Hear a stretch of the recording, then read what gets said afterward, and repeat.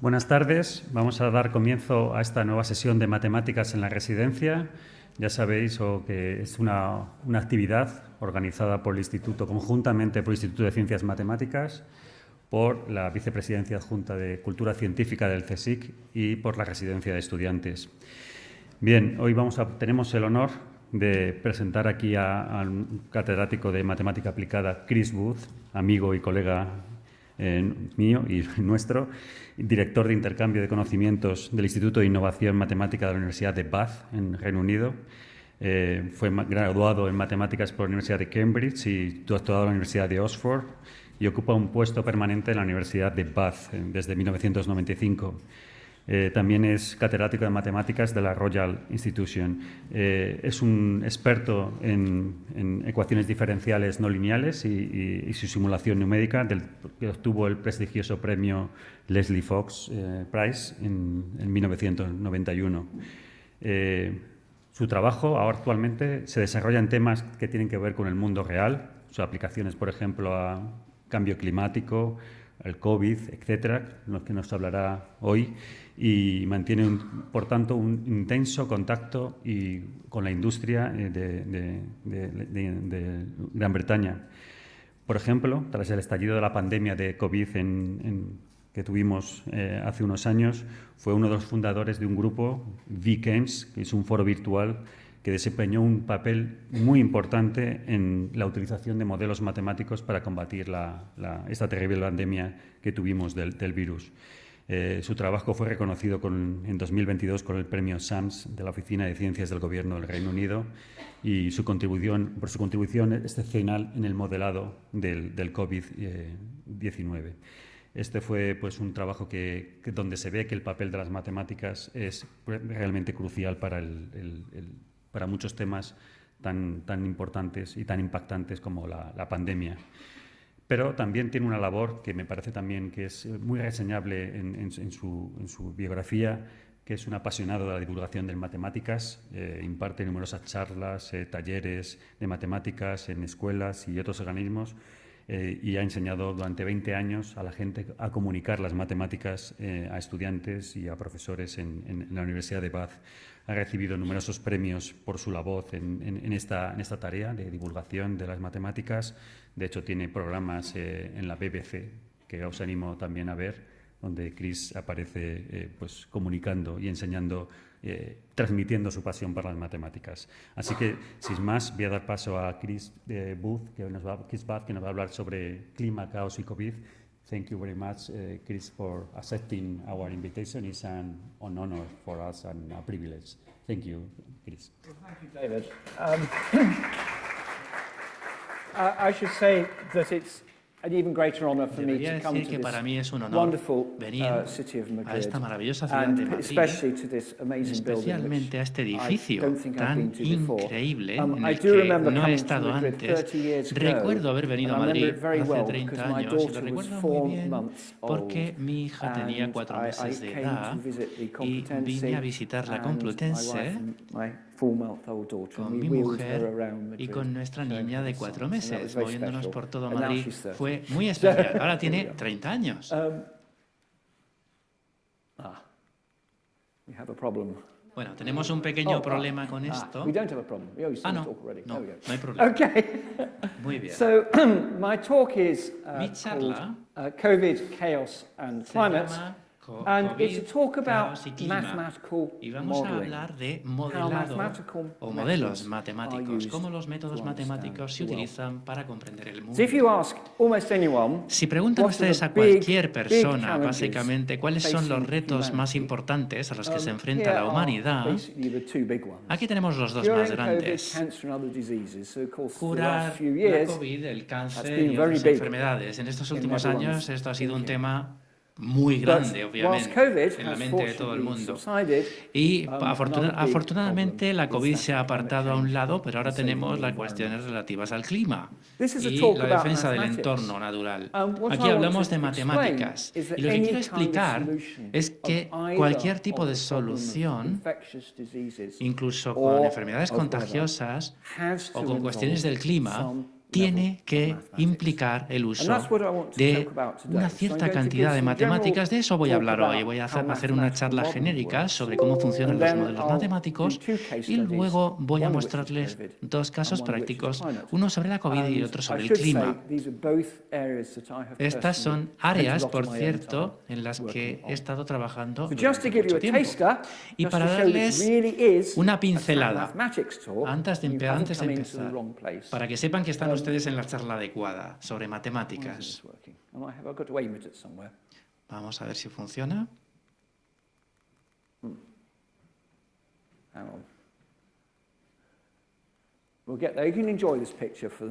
Bueno, de momento disfrutamos de esa foto.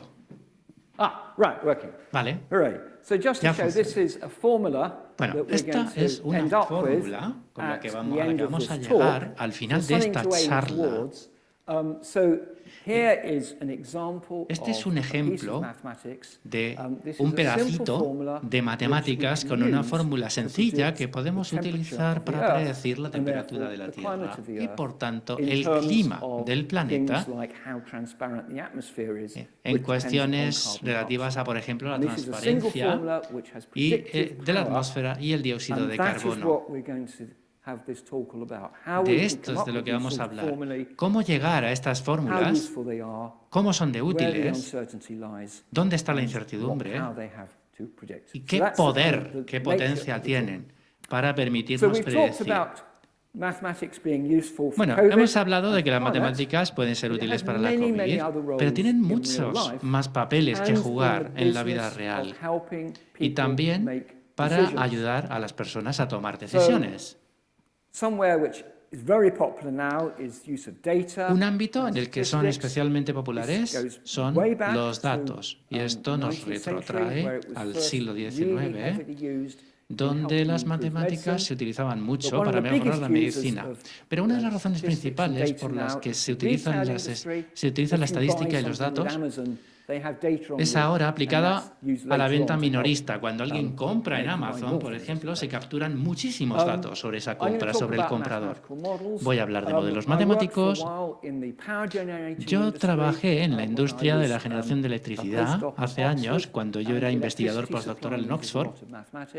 En suministro de energía eléctrica hay muchas matemáticas, en materiales también y en técnicas de imagen en medicina. Y algo con lo que todo el mundo está emocionadísimo ahora mismo es la inteligencia artificial. Estoy seguro de que todos ustedes utilizan Google. Google fue inventado por dos matemáticos, dos tipos muy ricos que en aquel momento estaban estudiando en la Universidad de Stanford. Estos son ámbitos donde las matemáticas también juegan un papel muy importante. Machine learning o aprendizaje artificial, inteligencia artificial. Por cierto, las matemáticas por sí solas no están diseñadas para resolver problemas prácticos. Bueno, las matemáticas son un corpus, un cuerpo de conocimiento que debe ser coherente y que nos puede permitir, a través de argumentos rigurosos, llegar a increíbles teoremas que representan las verdades eternas. Por ejemplo, el teorema de Pitágoras. Eso son matemáticas. El teorema de Pitágoras es un muy buen ejemplo de esto que les estoy diciendo. Fue descubierto no por Pitágoras, sino bastante tiempo antes en China. Pero este teorema es tan importante y tan relevante hoy como lo era, como lo fue hace 3.000 años, cuando se llegó a esa conclusión. Por cierto, es muy práctico. Si uno hace carpintería o construye o hace cualquier cosa práctica con geometría, va a utilizar el teorema de Pitágoras.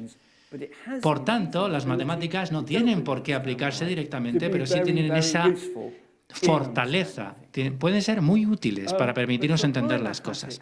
Pero para aplicar las matemáticas al mundo real, los matemáticos no pueden trabajar solos. Tienen que trabajar codo con codo como parte de un equipo con científicos, con ingenieros, con gente en la medicina. Cuando hablamos de COVID o con gente que hace predicciones del clima.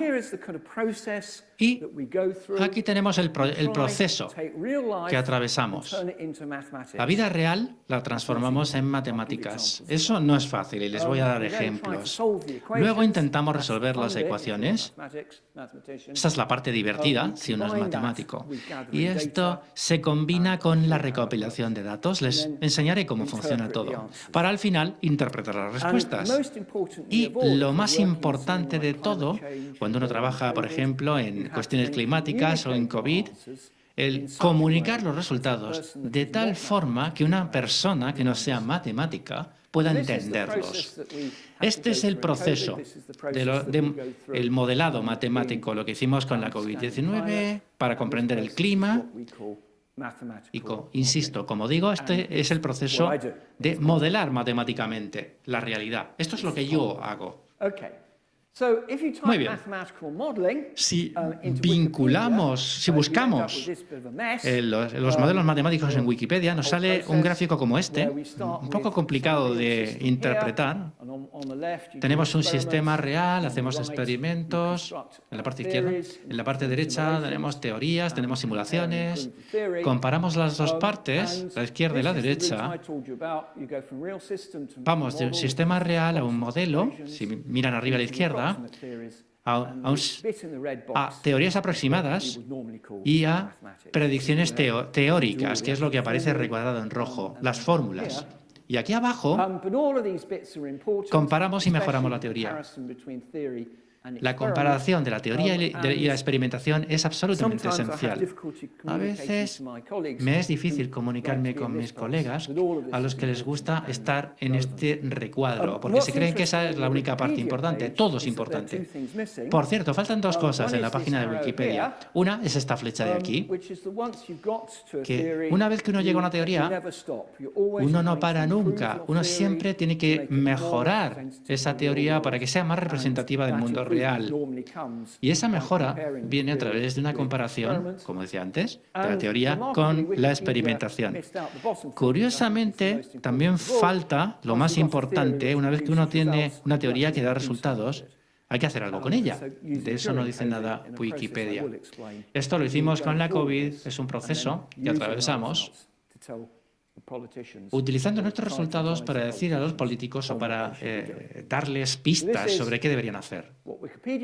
Esto es lo que dice Wikipedia, por tanto, más esto, que es lo que faltaba. Proceso de modelo. Y aquí hablo en la sala donde habló Einstein. ¡Wow! Me impresiona. No sé si es el ordenador que usó él, pero bueno, un tío muy listo, este hombre. Él decía que cuando uno hace un modelo, uno debe simplificar las cosas, de forma que cualquier modelo debe ser lo más sencillo posible, pero no más sencillo de lo más sencillo posible. En cualquier caso, muy orgulloso de estar en la misma sala donde habló este hombre, Einstein. Y esta idea no es nueva. Leonardo da Vinci ya dijo que la forma de entender la naturaleza era las matemáticas. Galilei, que vino tiempo después, utilizaba modelos matemáticos para predecir cómo viajaban las balas de cañón por la atmósfera. Desgraciadamente, uno de los usos de los modelos matemáticos ha sido para matar personas. Pero bueno, aquí tenemos un ejemplo bonito, interesante, de modelos matemáticos que nos llevan de vuelta a Newton, Isaac Newton. Bueno, Newton ya saben que era un matemático de altísimo nivel en la Universidad de Cambridge, que es donde yo estudié, donde estudió mi hijo, en Trinity College, donde estudió mi hijo. Newton hizo varias predicciones sobre cómo un planeta orbitaría alrededor del Sol usando un modelo de ecuaciones con la ley de la gravitación en el centro, utilizando el análisis matemático que él ayudó a desarrollar. El movimiento de los planetas en órbitas. Newton vio que era muy preciso, que se podía predecir mucho, muy bien, el movimiento en su órbita de los planetas. Y eso permitió llegar a la conclusión de que ese modelo matemático nos permitiría hacer predicciones sobre cuestiones relativas a este movimiento de los planetas. No es solamente para hacer predicciones, por cierto. Con este modelo matemático se podía predecir dónde iban a estar los planetas en cada momento. Hasta el 13 de marzo de 1781. El 13 de marzo es una fecha muy importante para mí porque es el cumpleaños de mi mujer. Cuidado. No de 1781, ¿eh? Las cosas como son. Como estoy en la misma sala donde habló Einstein, 14 de marzo, el 13 de marzo de 1781, en la ciudad donde yo vivo, en Bath, William Herschel, astrónomo, apuntó su telescopio al cielo y descubrió un planeta nuevo. Y esto es increíble. Nadie había visto un planeta nuevo nunca. Aparte de cuando ya se habían descubierto miles de años antes. ¿Qué planeta? Urano.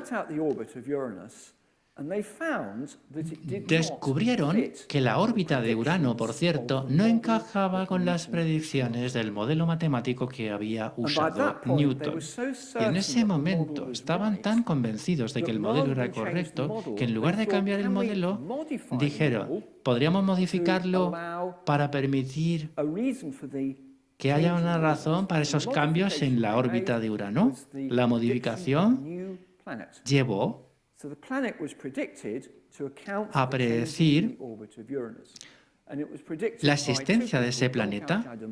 John Cash Adams en Cambridge y Orville de Brehon en París, rivales entre ellos, por cierto. Hicieron estas predicciones. Los astrónomos británicos siempre son muy precisos y muy estrictos. Los alemanes también hicieron lo propio y encontraron un nuevo planeta donde se había predicho que aparecería. Increíble, porque mostró que los modelos matemáticos tienen el poder suficiente como para predecir algo que no se haya visto todavía, como para descubrir algo nuevo. Neptuno fue el planeta descubierto a través de esas predicciones, a partir de lo previsto. Ese es un muy buen ejemplo de algo predicho por los modelos. Por cierto, un ejemplo, las previsiones del tiempo. Cualquiera de ustedes que consulte, lo que está consultando realmente son modelos matemáticos. Aquí tenemos, por cierto, a nuestro nuevo rey, el rey Carlos III. Por cierto, la última vez que vine a España, conocí al rey de ustedes, apareció allí y dio una charla en un evento en el que estaba yo. Aquí utilizamos todo lo que sabemos del tiempo atmosférico, construimos un modelo, que es una combinación de matemáticas y computación. Hay parametrización, que es información sobre cosas como nubes, vientos, etc. Y luego se hace una cosa que se llama asimilación de datos para llegar a una previsión del tiempo. Así funcionan los modelos matemáticos. Lo bueno de las previsiones del tiempo es que sabemos si son ciertas al día siguiente. A diferencia de otros modelos donde no sabemos, en la predicción del tiempo simplemente miramos por la ventana y ya está. Ese es un reto que con otros modelos es mucho más grande. Los modelos matemáticos son enormemente importantes ahora mismo. Sus teléfonos móviles incluyen mucha modelización matemática dentro para utilizar las ondas de radio que les llegan desde las torres de telefonía móvil. Aquí tenemos otros ámbitos donde se utilizan los modelos matemáticos. En física, en todo, en la física básicamente. La física es una ciencia llena de modelos matemáticos. En la química moderna, que ha pasado de ser algo más de observación a algo más de predicción, donde se utilizan modelos matemáticos, ecuaciones para describir los movimientos de las moléculas, de los de los átomos. Utilizando computación también. Por supuesto, hablaremos de epidemias en el ámbito de la biología, teoría de juegos en la economía, multitudes o grandes masas de personas en sociología, etc. Como ven, ámbitos muy importantes de aplicación de los modelos matemáticos. Desgraciadamente, uno de los problemas en mi área de actividad es que hay mucha gente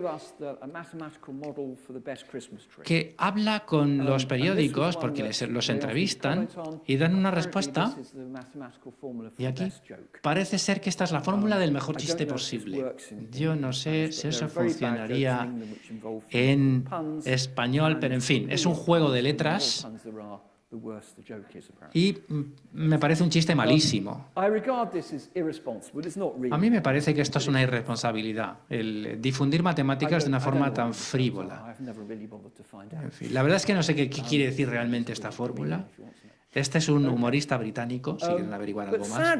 Pero tristemente, aunque los modelos matemáticos son realmente muy importantes para la tecnología, para la dispersión de enfermedades, para la ingeniería, para las previsiones del clima, demasiada poca gente reconoce que la alta tecnología que tanto celebramos hoy es básicamente una tecnología matemática. Eso es una cita de alguien que fue presidente de la división de I+D de Exxon.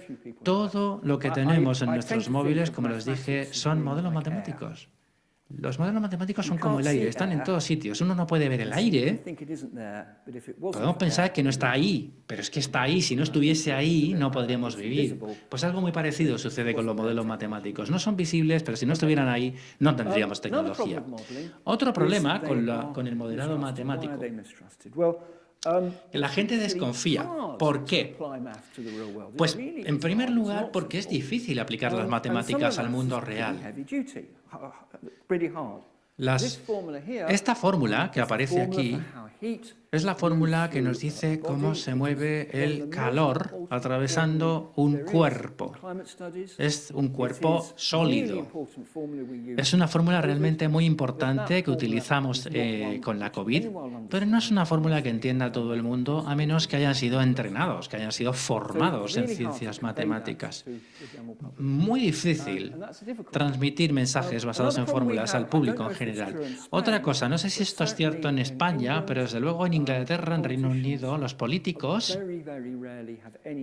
muy raramente tienen formación en matemáticas, si es que tienen alguna. No me viene ninguno a la cabeza, ningún político británico que sepa realmente de matemáticas. El último que tuvimos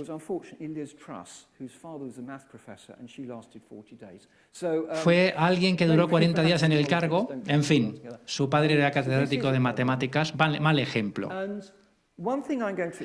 Una cosa que quiero explicar sobre los modelos matemáticos. Cuando se aplican las matemáticas al mundo real, el mundo real hace lo que hace y las matemáticas son un constructo de la mente humana. Así que siempre va a haber aproximaciones, y de esto voy a hablar en un minuto. Cuando uno hace aproximaciones, las predicciones no van a ser absolutamente perfectas, y el tiempo atmosférico no es siempre lo que uno espera. Y no es un fallo, es que la naturaleza es compleja, es complicada. Hay un grado de incertidumbre en cualquier modelo matemático y tenemos que intentar decir a la gente, como los políticos, por ejemplo, a los periodistas, que algo no tenga certidumbre al 100% no quiere decir que esté equivocado. Y eso es difícil de trasladar como mensaje. Al presentar resultados a los políticos o a los periodistas, deberíamos ser siempre conscientes y transmitirles eso, que siempre hay un grado de incertidumbre. Cuando se utilizan modelos matemáticos, cuando comunicamos los resultados, tenemos que ser sinceros. Cuidado. Seamos cuidadosos con la construcción del modelo. Hagamos suposiciones claras, que los datos también sean claros. Sometamos a prueba cuidadosamente todo aquello que sea posible someter a prueba y seamos conscientes de las limitaciones. Pero también seamos positivos. Y esto me trae de vuelta a Wikipedia. Las predicciones con las matemáticas son mucho más fiables que las puras adivinanzas, obviamente. El mensaje que yo quiero trasladar es que las matemáticas son una muy buena forma realmente de llegar a descripciones del mundo real, con limitaciones, por supuesto, pero muy buena forma. Esto es lo que digo. Aquí tenemos a una persona mucho mejor que yo mismo, el profesor Graham Medley, que fue responsable del panel de cambio climático más importante, el IPCC. Él era el que se enfrentaba a las críticas y decía que modelar es muy útil y es una herramienta esencial, pero tiene cierta incertidumbre. Y la incertidumbre implícita es que no podemos predecir lo que la gente va a hacer, cómo se van a comportar. Se le puede decir a la gente, no tosan, no canten en el tren, porque es muy peligroso si tienen COVID. Pero no podemos predecir si las personas que oigan ese mensaje nos van a creer. Palabras muy sensatas, muy sabias por parte de este catedrático.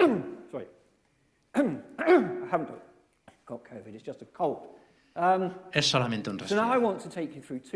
Vale, pues ahora pasamos a esos casos prácticos para compartir con ustedes estas cuestiones, para ver cómo estas cuestiones teóricas se utilizaron en la COVID-19 y cómo se utilizan para predecir el funcionamiento del clima. Como dije, dos ámbitos en los que yo he pasado mucho tiempo investigando. Aquí tenemos el caso práctico número 1, cómo las matemáticas nos ayudaron a luchar contra la COVID-19. Por cierto, una disculpa. Estoy en España y voy a hablar de COVID-19 en Reino Unido, porque de eso sé yo. No estoy seguro de qué ocurrió aquí. Espero que ustedes lo hicieran mejor que nosotros en Reino Unido. 200.000 personas fallecieron allí y no sé cuántas lo hicieron aquí. En cualquier caso, ¿cómo las matemáticas nos ayudaron a luchar contra la COVID-19 en Reino Unido? Aquí tenemos los datos de casos de COVID-19 en Reino Unido. Datos de los que se informó, reportados. Al principio, más bajo los indicadores de lo esperable, porque no había suficientes sistemas para reportar casos. Aquí es donde se curó oficialmente porque el gobierno dejó de dirigir investigaciones sobre la enfermedad. Estos son los datos con esos picos. Por cierto, el pico fue mucho más alto. El pico real no sabemos realmente, pero aquí es donde tuvimos ese pico, especialmente al final del año 21. Explicaré los picos. Los datos llegaban con mucha rapidez y con modelos matemáticos habituales uno se toma su tiempo, uno piensa, uno hace pruebas, etcétera, etcétera. Pero es que esa opción no estaba. Yo trabajaba para un organismo al que llegaban preguntas del gobierno los viernes y para las que querían respuestas el miércoles de la semana siguiente a ese viernes. Trabajamos en horarios locos. Estos son los datos, como digo, de casos. Y aquí muestro cómo se organizó Reino Unido con la comunidad científica. Arriba tenemos ese organismo que se llama SAGE o SAGE, un organismo independiente con científicos muy senior, de mucha antigüedad, fundamentalmente los presidentes de los colegios profesionales de distintas disciplinas. Junto a ellos un consejo consultivo, el panel consultivo para modelado matemático en enfermedades infecciosas.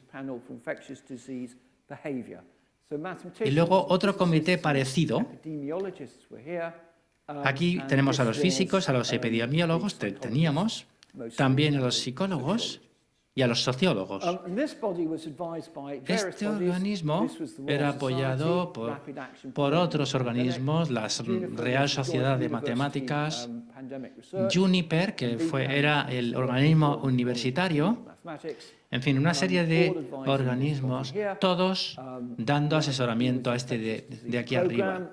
Con el programa desarrollado en Cambridge, muchísima gente trabajando en todas estas instituciones.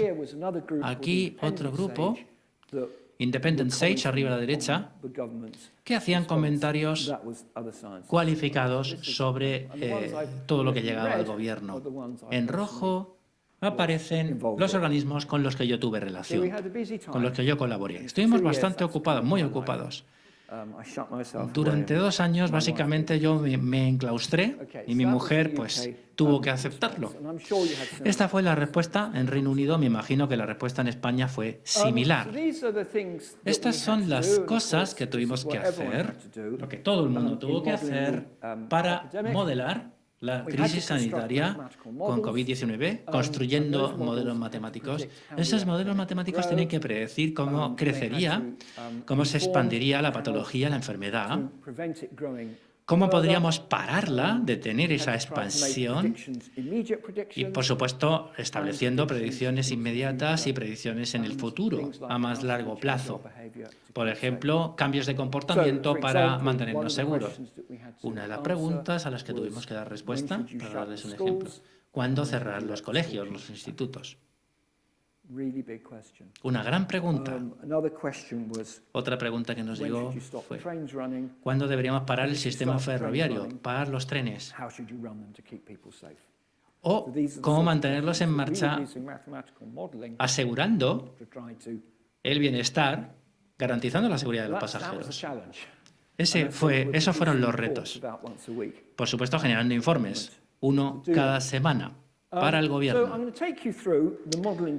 Voy a mostrarles lo que hicimos explicando 3 modelos matemáticos de distintos niveles de sofisticación. Como dije antes, en esa cita, los mejores modelos son los más sencillos, pero no deben ser más sencillos que el mínimo nivel de sencillez. Aquí tenemos el modelo más sencillo de todos. Una sola persona, durante el periodo en el que es contagioso, estar en contacto con esa persona, una persona infectada, infecta R sub 0 otras personas. Eso significa que si I personas infectadas deambulan por la calle y se ponen en contacto con otras personas, podrán infectar a R sub 0 multiplicado por I. Yo puedo infectar a R0 personas y cada una de esas personas, si se mueve por la calle, si se relaciona con otros seres humanos, podrá infectar a otras, con lo cual es R0 por I, R0 por I, etcétera, etcétera. Y todo depende de este número que aparece aquí. No sabíamos cuál era el número, por cierto, al empezar. Intentábamos extraerlo de los datos. Y aquí tenemos esos datos. Para la gripe ordinaria, este es el número, 1,3. Una persona infectaría a 1,3. Para la COVID-19 hablamos de entre 2 y 3. En las cepas más iniciales hablábamos de 2,5. Las últimas se acercaban más a 3. Así que entre 2 y 3. Una persona infectaba a 2 o 3. Aquí tenemos el sarampión abajo. Una persona puede infectar hasta 18. Esto es enorme. ¿Por qué no tenemos todos sarampión? Pues la respuesta es que todos lo hemos pasado, pero es que lo pasamos de críos y desarrollamos anticuerpos, con lo cual no volvemos a pasar la enfermedad. Pero bueno, aquí tenemos la COVID-19. ¿Qué significa todo esto? Vamos a suponer que una persona con COVID-19 infecta 2,5 personas sanas. Estos son 2 semanas, 2 semanas, 2 semanas, en cada paso de punto a punto rojo. Después de 10 generaciones, después de 20 semanas, esa persona habría infectado a 9.500 personas. Eso es enorme. Eso se llama crecimiento exponencial. Es el modelo más sencillo que utilizamos para la dispersión de la enfermedad. Y el número de infecciones viene dado por esta fórmula que vemos aquí. 2,5 elevado a n. Y esto, como digo, se llama crecimiento exponencial.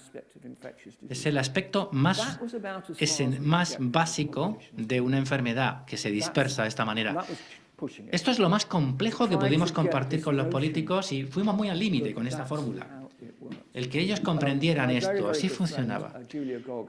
Julia Gog, muy amiga mía, que salió en la tele y explicó esto con un pedazo de papel, diciendo, si el valor de esto es 1, imaginen. Y mostró que lo dibujó en un papel y el papel tuvo que utilizar un pedazo de papel enorme. Esto es un modelo matemático muy sencillo. Vamos a echar un vistazo a los datos. Este es un modelo bastante bueno para distintas fases de la crisis sanitaria, especialmente en las que vemos aquí.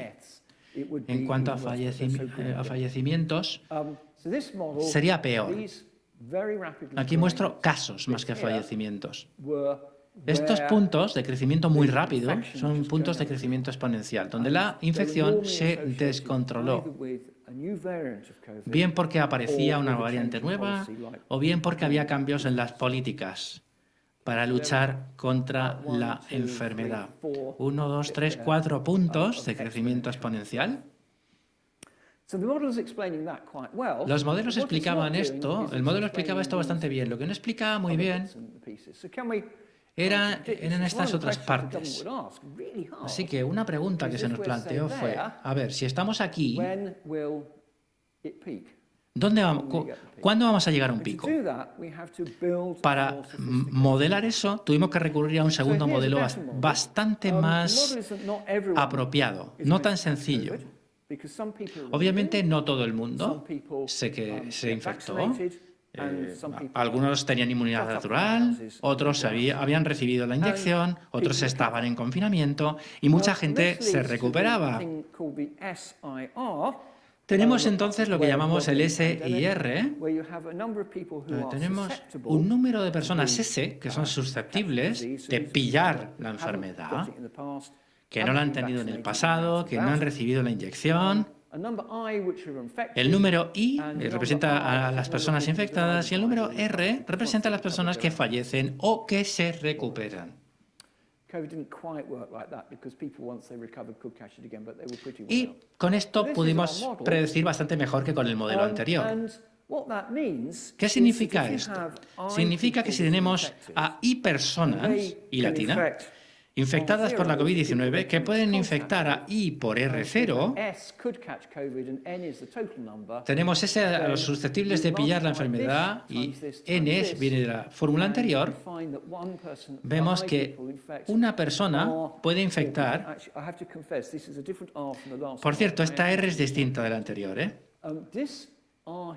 Esta R es el número que nosotros teníamos que facilitar cada semana. Es el factor de reproducibilidad, es decir, el número de personas de media que se infectarían teniendo en cuenta el número de personas que se recuperaban. Este es el número más importante. No sé ustedes cómo lo planteaban aquí, pero los periódicos en Gran Bretaña lo publicaban continuamente. Seguimos. Si la R es mayor que 1, las infecciones aumentan exponencialmente. Malo. Si la R es menor que 1, la COVID-19 se mantiene bajo control. Así de sencillo. Por cierto, este es un número muy aproximado, porque este número depende de muchas otras cosas. Depende de tu edad, depende de dónde estás en el país, de la ventilación que tienes en donde vives, del clima en tu zona. Así que es una especie de media de circunstancias en todo el país. Con esa R construimos este segundo modelo y llegamos a esto. Les voy a decir cómo se puede utilizar este segundo modelo de una manera relativamente eficaz. Por cierto, este es el tercer modelo más sofisticado. Es un modelo con ecuaciones diferenciales que expresan cómo cambian las cosas con el tiempo.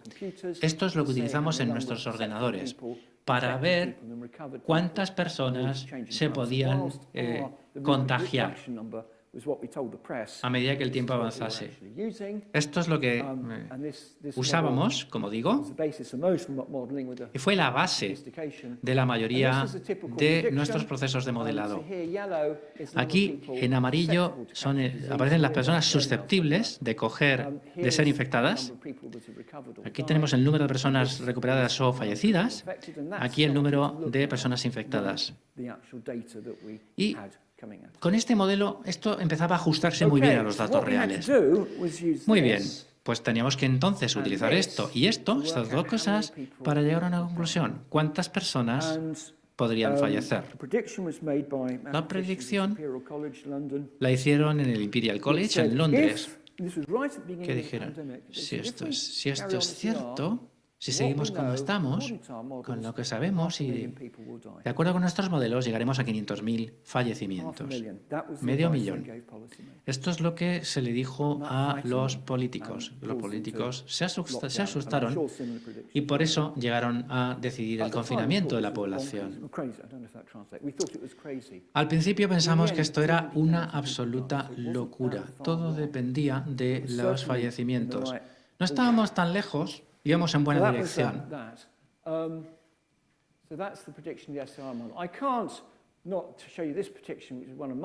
Por cierto, esto es lo que yo utilicé para justificar la vuelta de los estudiantes universitarios y el personal universitario de las universidades. Y aquí se decidió hacer un escalonamiento. La pregunta era, ¿el escalonamiento puede ayudar al regreso de los estudiantes a la universidad? Que tenemos el modelo que utilizamos. Por esta predicción tan increíble del Imperial College en Londres, el gobierno británico y los demás gobiernos europeos decidieron confinar a todo el mundo para que no pudieran infectar. Eso no cura nada, obviamente, pero sí implicó que la Seguridad Social británica pudiese tener la opciones reales de poder contener la crisis sanitaria. Como digo, el confinamiento no cura por sí mismo, pero sí ayuda de manera evidente. Seguimos aquí. Así que la solución correcta, después de esto, las vacunas. Con un modelo sencillo, que luego resultó ser útil. La COVID se cura si este número es 1 o menos. Necesitamos ese 0,4. ¿Y cuánta gente necesitamos vacunar para que esto se contenga? Para que este número fuera menor de 1 y por tanto todo se mantuviese bajo control, necesitamos llegar a un número de personas vacunadas que aparece aquí, que equivalía al 60% de la población del país. Esa es la predicción que se hizo. Y llegados a ese punto, en el gobierno se dieron cuenta de que se tenían que poner serios. Con las inyecciones experimentales, el gobierno dijo, por cierto, que había que inyectar a todo el mundo. Con estos números para las variantes, los Delta, 70%, no sé cuántas personas recibieron las inyecciones, 2, 3, 4 dosis. Pero esto es lo que salió del modelo. Y este modelo de predicción funcionó. Aquí tenemos un ejemplo de un informe que remitimos al gobierno, que se le presentó a este organismo, SAGE. Ya ven cuántos científicos estuvimos implicados en cada uno de estos informes. Bueno, con eso terminamos el relato de la COVID-19. Creo que hemos aprendido lecciones importantes y que espero que sean útiles de cara al futuro. Uno de los grandes errores cometidos por el Reino Unido, no sé en España qué pasó, fue la gestión de las residencias de ancianos. Murieron muchos ancianos que no deberían haber fallecido. Y luego la importancia del trabajo en colaboración utilizando la tecnología virtual, una lección muy importante de cara al futuro. Pasamos, por tanto, al segundo caso práctico del que les hablé, que es el clima. Vamos a hablar de las matemáticas del clima. Es algo, como digo, en lo que he trabajado profusamente.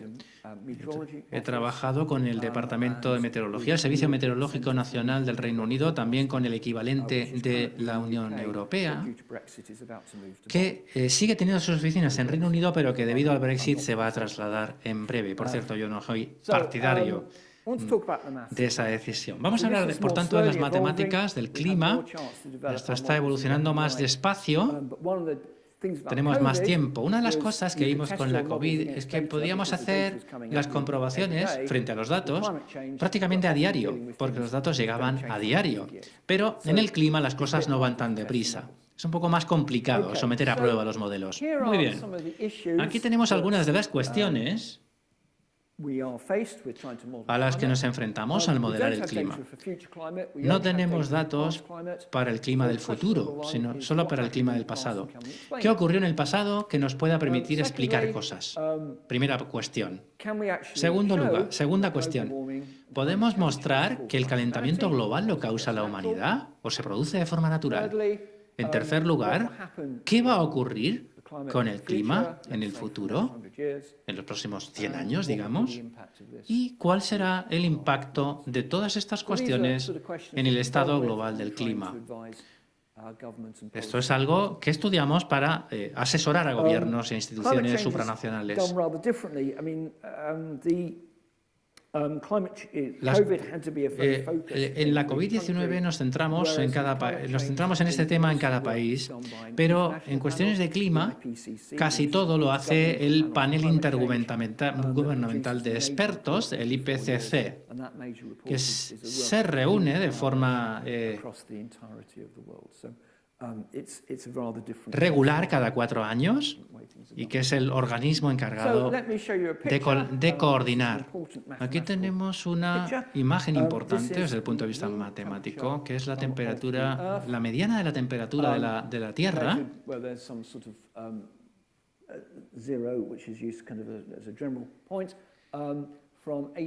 medida desde el año 1880 casi hasta ahora, hasta el año 2020. Lo que esto nos muestra, la curva en negro es la temperatura que sube y baja, que es la mediana anual, por distintas razones. Aquí bajó, por ejemplo, por una erupción volcánica importante. La curva roja nos muestra una media, que es distinta de la mediana, y pueden ver muy claramente que el clima oscilaba, pero desde el año 60, aproximadamente del siglo pasado, ha estado evolucionando en positivo, con una pendiente positiva en los últimos años. El año pasado en Reino Unido tuvimos el año más cálido de todos los registros. No parece haber duda de que la temperatura del planeta está subiendo. Pero la cuestión real es, ¿qué causa esto? ¿Esto es natural o se debe a la acción a las actuaciones de la humanidad? Y ahí es donde los modelos para el clima pueden ser muy útiles. Hablaremos en un minuto de eso, en más detalle. Voy a hablar de predicciones. Esta es una imagen del informe que emite ese organismo supranacional, el IPCC. En negro, la misma curva que veíamos antes, la temperatura observada.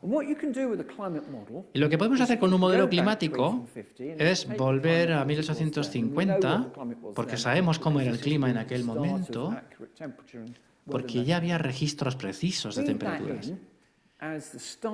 Y eso, utilizarlo como punto de inicio para nuestro modelo, para ir avanzando hacia el futuro.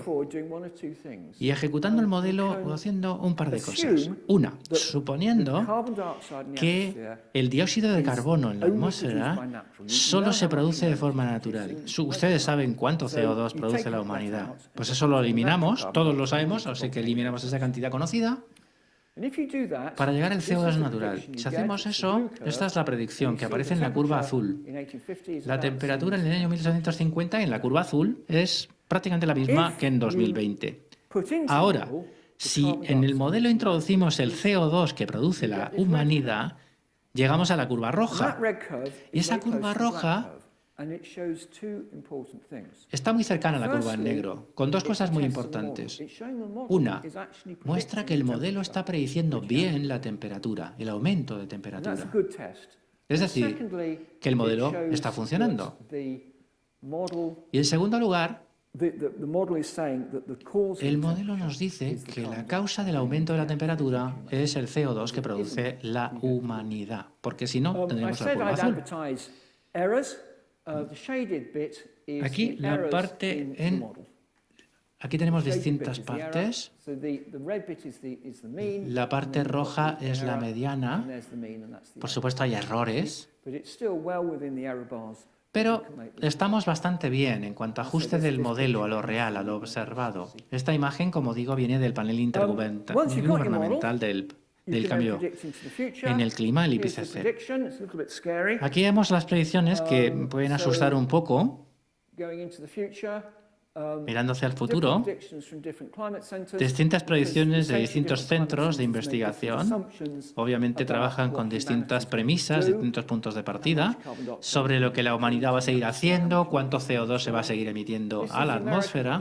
Aquí tenemos la predicción de Estados Unidos, que habla de 2 grados y poco. CCSR es de Japón. Es que no conozco el equivalente español, mis disculpas.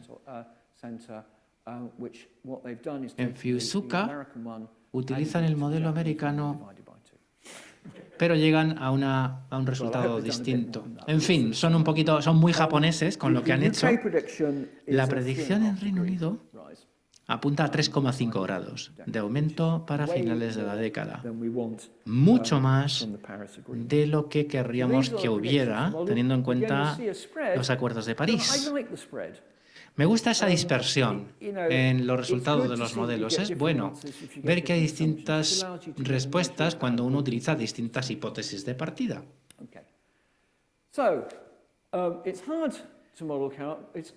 Es difícil modelar el clima, pero es posible, que es lo que dice aquí. Aquí aparece una cita del físico Niels Bohr. Es difícil predecir cualquier cosa, especialmente sobre el futuro. Precisamente sobre el futuro. Aquí viene la incertidumbre. ¿De dónde viene la incertidumbre? Bueno, pues tenemos variaciones de todo tipo, como vimos antes. Hay un montón de cosas. No siempre es fácil medir, obtener datos. ¿Cuánto CO2 se vierte a los océanos? No podemos medirlo de forma precisa. En segundo lugar, hay caos, que es la palabra central del título de mi presentación, COVID, caos. Caos y no linealidad. No podemos predecir en el clima con mucho más de 2 semanas de antelación. Y luego tenemos la cuestión del caos, ¿saben? El efecto mariposa, ¿verdad? Lo que ocurre cuando una mariposa mueve las alas. El tiempo es muy complejo, muy complejo. Es difícil distinguir entre causa y efecto. Y aquí tengo el ejemplo de la temperatura y el CO2, que es cada una de esas dos cosas. Y luego distinguir entre variaciones naturales o variaciones causadas por el hombre. La incertidumbre siempre está presente. Dependiendo del periódico que uno lea, puede encontrarse con titulares muy distintos. Aquí tenemos el tabloide Daily Express, que a veces puede ser excesivamente entusiasta. Aquí tenemos a la izquierda 100 razones por las que el calentamiento global es natural y a la derecha el gran fraude del cambio climático. En fin, la prensa también tiene sus incertidumbres al informar. Los modelos matemáticos del clima pueden tener incertidumbre, pero siguen siendo la mejor forma que tenemos de saber cómo funciona el clima. En los modelos para COVID hubo bastante claridad, pero con el clima las cosas son mucho más complejas. Hay muchos factores a tener en cuenta. Aquí tenemos el tiempo, tenemos presión, velocidad, temperatura, densidad, humedad, nubes, radiación solar, rotación de la Tierra. Todas esas cosas que tienen que entrar como parámetros en cualquier modelo matemático de predicción del clima atmosférico. Obviamente el CO2 que absorben los océanos también se tiene que tener en cuenta. Tenemos que tirar todo eso dentro de las ecuaciones. Y las ecuaciones son implícitamente complicadas. Los modelos que se utilizan para el clima global pueden tener 1.000 millones de ecuaciones que se convierten en código para ordenador. Eso son muchas ecuaciones que vienen de lo que llamamos ecuaciones diferenciales parciales. Bueno, aquí las tenemos. Estas son ecuaciones para el tiempo. La ley del movimiento de Newton. Densidad, transferencia de calor, temperatura, humedad, presión. Son ecuaciones que tenemos que utilizar todos los días, en todo lo que medimos. No voy a entrar en los detalles de todas ellas.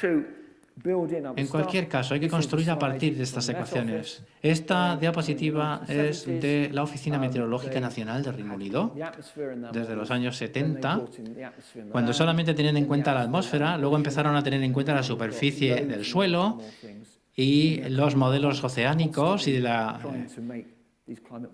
cubierta de hielo, para ir introduciendo cada vez más y más parámetros, hasta llegar a estas ecuaciones que, como digo, se ponen a prueba todos los días. Muy bien. ¿Cómo resolvemos estas ecuaciones? No se pueden resolver de forma manual. Cuando se enseña matemáticas en el cole, en el instituto, en la universidad, uno puede tener la sensación de que puede resolver las ecuaciones matemáticas manualmente. Sí, en algunos casos es cierto, pero lo habitual es que se resuelvan usando ordenadores. Para resolver estas ecuaciones se divide la Tierra en cubos, como ven aquí, que luego se ensamblan. Podríamos tener 1.000 millones de cubos o de celdas de forma cúbica.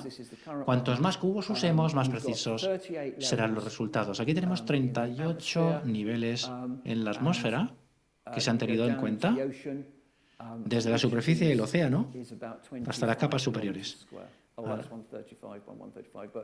Hablamos de una extensión muy considerable, 270 kilómetros cuadrados en el caso de la izquierda. Cuantas más celdas tengamos, como digo, mejor será la simulación del clima, pero más tiempo nos llevará hacer la simulación en el ordenador.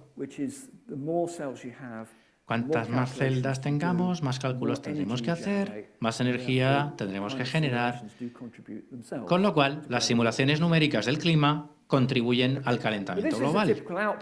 Aquí tenemos los resultados habituales. Este es el tipo de predicciones que arrojan estos modelos del clima. Tenemos equipos enormes de muchísimos científicos, pero a los matemáticos no les gusta esto siempre, no nos gusta esto siempre. Si tenemos 1.000 millones de ecuaciones, como les decía antes, en un ordenador, programar un ordenador adecuadamente, correctamente, es muy difícil. Son tan sofisticados los algoritmos que a veces es interesante ir a fórmulas más sencillas que podamos someter a prueba y comprender de manera más directa. Estas fórmulas pueden ser muy útiles y pueden ser un factor predictor muy bueno. Por cierto, algo que nos lleva de vuelta al siglo XIX, el físico sueco Arrhenius, que hizo una suposición muy sencilla. La energía llega a la Tierra desde el espacio exterior, incide sobre la superficie terrestre y parte de esa energía se devuelve. Se llama modelo de equilibrio energético. Esto lo he sacado de Wikipedia. 342 vatios por metro cuadrado. Esa es la energía media que llega por metro cuadrado a la superficie de la Tierra, en todo el planeta. 342 vatios por metro cuadrado. Parte de eso es reflejada por las nubes, parte por la superficie. La atmósfera se calienta por esa energía que vuelve desde la superficie y parte de esa energía se devuelve a la superficie de la Tierra. Cuanto más CO2 tengamos, más reflexión habrá. Como digo, este es el modelo de equilibrio de la energía. Y esto es mucho más sencillo que esos modelos matemáticos tan complejos de los que les hablaba antes. Aquí suponemos que la Tierra se comporta como si fuera un objeto puntual mucho más pequeño. La fórmula la reconocen, ¿verdad? Es la del principio. Sí, esta es la fórmula para el clima. T es la temperatura media de la Tierra para todo el planeta. S es la radiación solar que llega a la superficie. A es la radiación que se devuelve al espacio, el albedo, que es aproximadamente un 0,3.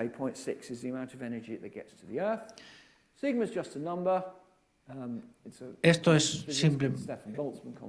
Bueno, esto viene de la constante de Boltzmann. E es la emisividad, es la cantidad de energía que se emite. Cuanta mayor sea la E, más energía se está transmitiendo al espacio. Y aquí lo tenemos. Esa pequeña formulita de ahí. Si sabemos qué valor tienen cada una de esas variables, podemos llegar a un resultado que funciona. Podemos predecir de forma bastante decente. Hay que ser muy cuidadosos midiendo esto, porque una de las claves del modelo es que a medida que se emite CO2, la atmósfera cada vez es menos transparente, es decir, el número E baja. Si el número E baja en el denominador, ¿qué le pasa a la temperatura? Que sube. Esto predice el calentamiento global. Si le damos a 1, valor 1 a E, todo se devuelve al espacio, la temperatura baja, con lo cual la temperatura llegaría a la temperatura de la Luna, que está muy fría. El modelo de equilibrio de la energía, como digo, suficientemente simple como para resolver manualmente o en un ordenador sencillo.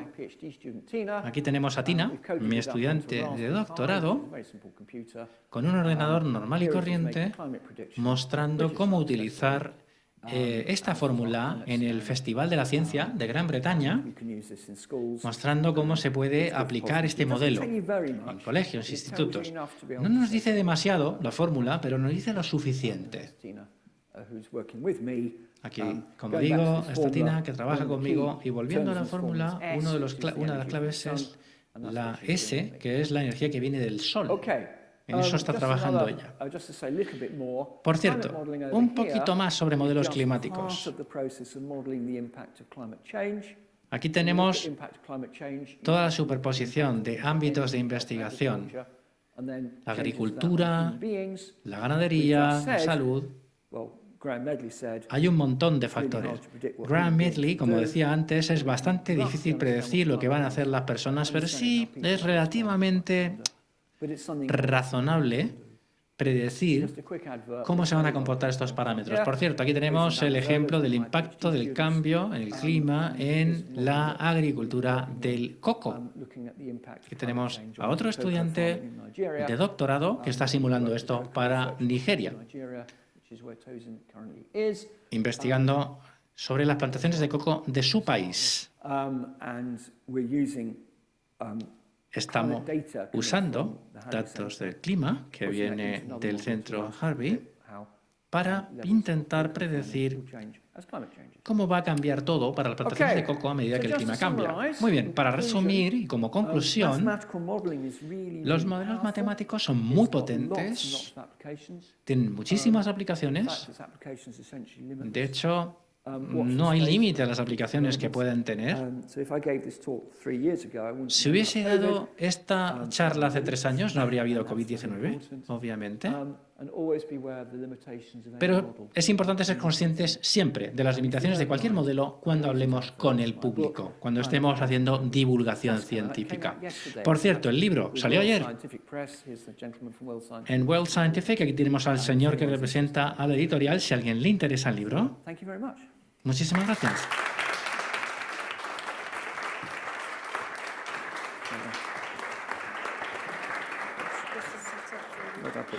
Thank you, Chris, for this very nice talk about two very important problems in real life, but using mathematics is possible to do some solutions. We have some time for questions, comments for the audience. Please. So the gentleman translating, I can hear him speaking to me, but he says he can't hear any sound. Yes.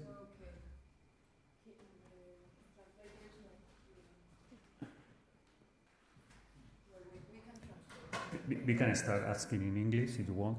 Oh, right. He says he needs a microphone to whoever is speaking. Right. To hear the questions. I think we're ready to roll now. Necesitamos micrófono de mano para oír las preguntas del público, por favor. ¿Alguna pregunta? ¿Aquí? Well, can you wait for the microphone? Sí, espera que le den el micrófono, por favor.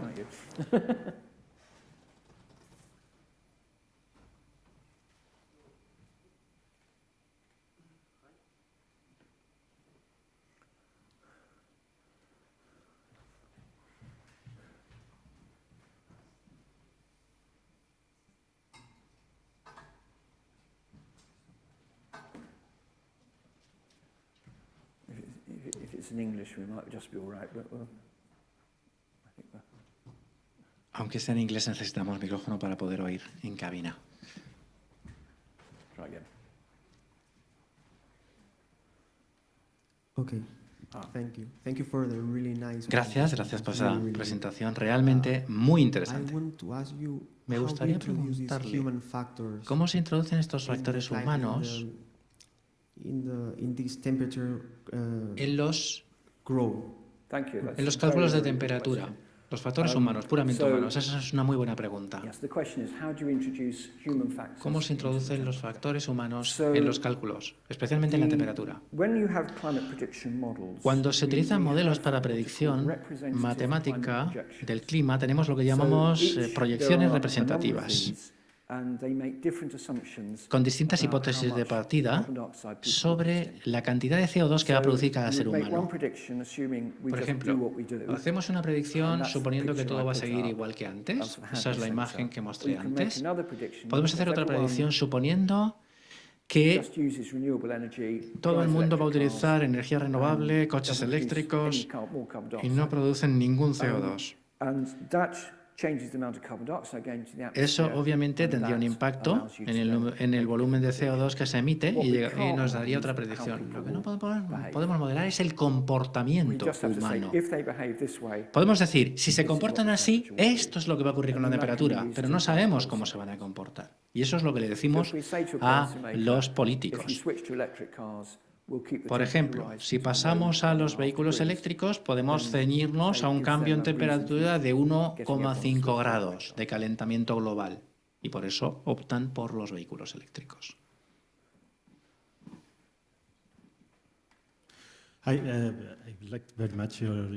Hola, en primer lugar, muchas gracias por la charla, muy interesante. Tengo curiosidad sobre los modelos para COVID-19, la forma en la que ustedes pudieron comunicar los resultados. Cuando hablaba usted de ese valor de entre 2 y 3 para R, supongo que utilizaron muchísimos valores distintos al principio del todo, ¿verdad? Sí. Sí, y hay que comunicarlo hablando de la incertidumbre que uno tiene, efectivamente.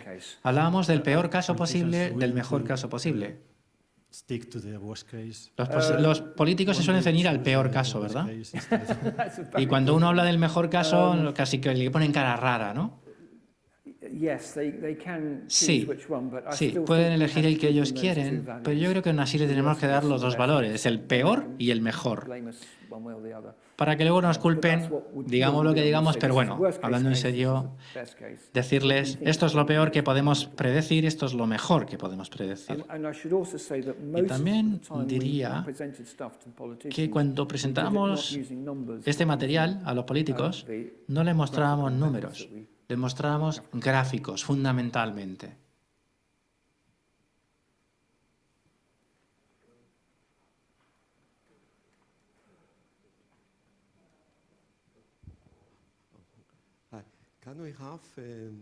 Hola, ¿nos podría decir si tenemos una forma razonable de simplificar esa fórmula de Arrhenius?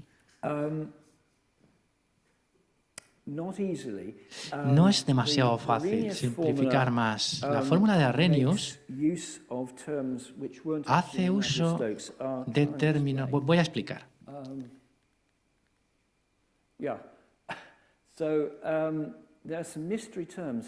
Hay un término misterioso en la fórmula, que es este de aquí, el S sub H, el calentamiento del Sol.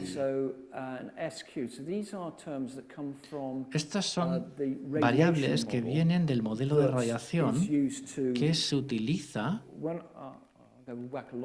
A ver, voy a volver muchas diapositivas. Está muy atrás. Vale, este es el proceso de predicción climática. Aquí tenemos esa asimilación de datos que dije antes. Aquí tenemos la física que metemos junto con las ecuaciones de antes. Esa física añadida es la que nos trae el valor de la radiación del Sol. Y la física también nos da la radiación reflejada de la superficie terrestre. Eso es lo que hacemos cuando parametrizamos. Eso se añade a las ecuaciones de Navier-Stokes. Este recuadro... Seguro que hay una forma más rápida de hacer esto. Ese recuadro se corresponde con este término de aquí y con este de aquí. Es además de estas ecuaciones. O sea que bajo ciertas consideraciones, con esos parámetros... Efectivamente, se puede llegar... Sí. Sí, son las ecuaciones del cuerpo negro, que se aplican dos veces. Una vez a la superficie de la Tierra y la otra a la atmósfera. Y luego, en las predicciones estándar del clima, ¿se usa la fórmula de Arrhenius? Esa es una muy buena pregunta. De nuevo, si hacemos predicción climática sencilla con un ordenador básico, lo hacemos con esto y ya está. Nos da el tiempo en todo el planeta, en todos los puntos. Pero si queremos ver tendencias lentas, vamos a hacer medias. Y eso nos da los términos de Arrhenius. Pero hay otras cosas que podemos hacer. El clima no cambia de un día para otro, va más despacio. Hay ecuaciones de equilibrio trófico, por ejemplo, que nos permiten hacer predicciones a más largo plazo.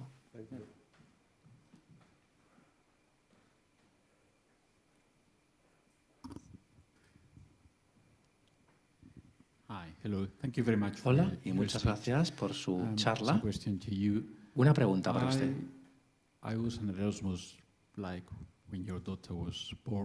Yo estaba en Erasmus cuando su niña nació, hace 30 años estaba en Leeds, y yo hice un curso, un módulo en climatología. Leeds es buenísimo, es una universidad buenísima. Hicimos modelado. Eso es todo lo que yo sé de climatología, un poquito, ese módulo que hice allí. Pero recuerdo que al hacer el modelado, ellos prestaban mucha atención a los mecanismos de retroalimentación de la Tierra para corregir el exceso de calor. Veo que sus curvas son exponenciales. ¿No hay ningún tipo de punto de inflexión en esa evolución que ustedes predicen en algún momento? Esa es una buenísima pregunta. Si miramos esta ecuación sencilla, el albedo, que es la cantidad de energía que devuelve la Tierra, la A, cuanto más se refleja, menos temperatura. La emisividad de la atmósfera, la E, aparece en el denominador. Tenemos mecanismos de retroalimentación ya incluidos en esta fórmula. Y esto se va a una curva más en forma de S, más que una curva exponencial. Esto nos permite entender el clima en el pasado, cuando ocurrieron grandes eventos. Cuando miramos las edades del hielo, las glaciaciones, vemos temperaturas enormes, variaciones enormes de temperatura, de 20 a 30 grados. En variaciones más pequeñas,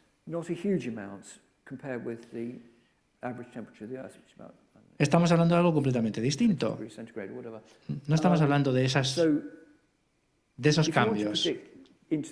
Si queremos predecir, mirando hacia el futuro, los mecanismos de feedback, de retroalimentación, no importan en una medida excesivamente grande, pero sí es algo a tener en cuenta, obviamente. Las curvas que aparecen aquí no son realmente exponenciales, como digo.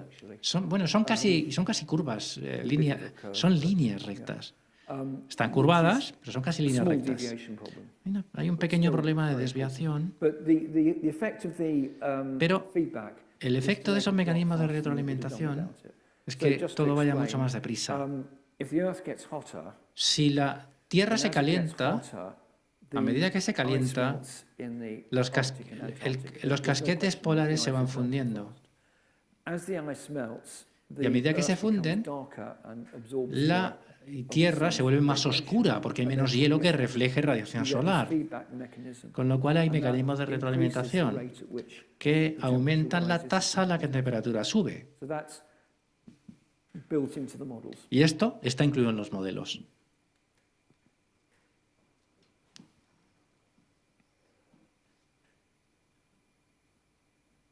I would like also I have a question. This morning, precisely, I was talking with Professor. No tenemos sonido porque no hay micrófono en uso o está demasiado lejos. I know that you are working in machine learning in this moment. I would like to, perhaps some few words.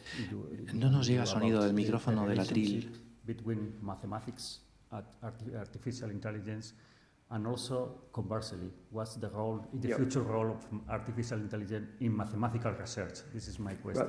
This is an incredibly good question. Esta es una pregunta increíblemente relevante. He hablado de los procesos para crear modelos matemáticos, donde pensamos en la física de los sistemas, escribimos las ecuaciones, esas ecuaciones de Navier-Stokes o las que sean, y las resolvemos para hacer predicciones. Hay otra forma de hacerlo. La otra forma de hacerlo es con programas matemáticos para ordenador.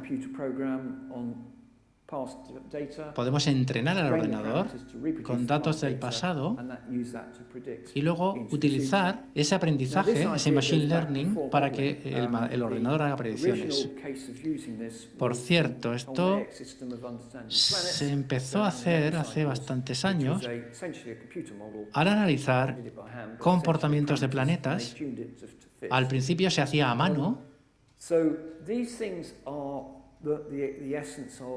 Pero todas estas cuestiones están en la base de ese machine learning, ese aprendizaje de los ordenadores, ese entrenamiento. De momento, las predicciones sobre el clima se basan en modelos, fundamentalmente, pero las cosas están cambiando. Vale, esta imagen.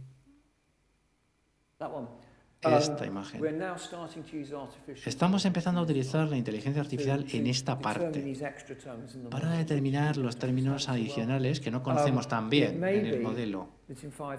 Quizás en unos 5 años las predicciones del tiempo se elaboren con inteligencia artificial. Hay quienes dicen que ya se puede, pero yo no me lo creo del todo. Pero las cosas van muy deprisa. El futuro va a ser una mezcla, una combinación de modelado convencional e inteligencia artificial. En cualquier caso, tenemos modelos basados en datos combinados con física, lo que nos permite hacer muchas cosas. Pero sí, sigamos atentos, ¿no? Ojos bien abiertos. No nos llega sonido del micrófono del atril. Not the case. Thank you very much, Chris, for this very nice talk.